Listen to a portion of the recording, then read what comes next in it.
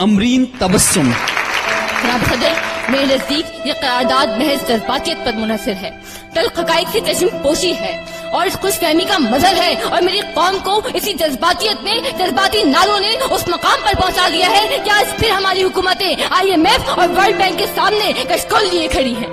یہ حقیقت ہے، اور حقیقت سے منہ موڑ کر جذباتی باتیں کرنا میرے مخالفین کا طور طریقہ ہو سکتا ہے، مگر میرا نہیں. یہ حقائق روز روشن کی طرح ہر باشعور، سمجھدار اور درد مند دل رکھنے والے پر آیا ہے کہ ملک کی معیشت آج کہاں کھڑی ہے. ایک طرف اقلیت کی عیاشیاں ہیں، دوسری طرف عوام کی خودکشیاں ہیں. مائیں اپنے حمل اور باپ اپنے ہاتھوں سے اپنی نسل ضائع کر رہے ہیں. جس باپ نے بھوک اور بے روزگاری کے ہاتھوں پاگل ہو کر اپنے ہی بچے دریائے راوی میں پھینک دیے، اس کے لیے گنگا، جمنا اور راوی میں کیا فرق ہوگا؟ لگاؤ، تم آزادی کے نعرے لگاؤ اور ان نعروں سے ہمیں بہلاؤ. میں اگر بھوک کی شدت کا گلا کرتا ہوں، تم عقیدوں کے غبارے مجھے لا دیتے ہو. میرے ملبوس کے پرہول شگافوں کے عوض کتنی تقدیس سے فرمانے حیا دیتے ہو. محترم صدر، ہم آزاد نہیں ہیں کہ میرے اس ملک میں ہماری کمزور معیشت کی وجہ سے عملی طور پر ہم امریکہ کے غلام ہیں. جذباتی باتیں کرنے والوں، کیا ہماری سرزمین پر ڈرون طیاروں کے حملے نہیں ہو رہے؟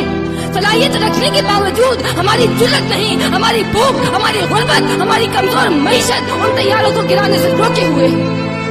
محترم صدر، یہ کس قسم کی آزادی کی بات کر رہے ہیں جہاں لوگ بھوکے، بے روزگار، بے آسرا اور بے امن ہیں؟ نام رکھا ہے اسلامی جمہوریہ پاکستان، دین اسلام قومی اسمبلی کے باہر لکھا ہے کلمہ طیبہ اور میراثی فن کرتے ہیں مغربی جمہوریت کا.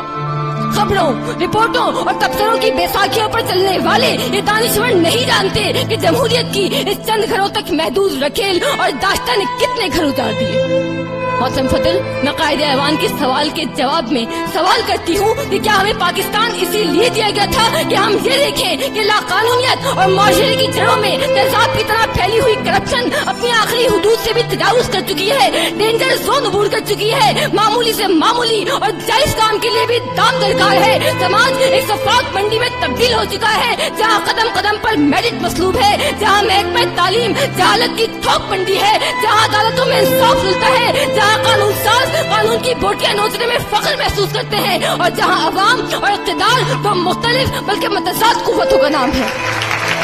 ملک کی آزادی پر بات کرنے سے پہلے ضروری ہے کہ اسے ملک بنایا جائے، اور اسے ملک بنانے کے لیے ضروری ہے کہ سب سے پہلے محدود اقلیت کے ہاتھوں سے اس کا ناجائز قبض چھڑوایا جائے اور اقتدار عوام کو واپس دلایا جائے.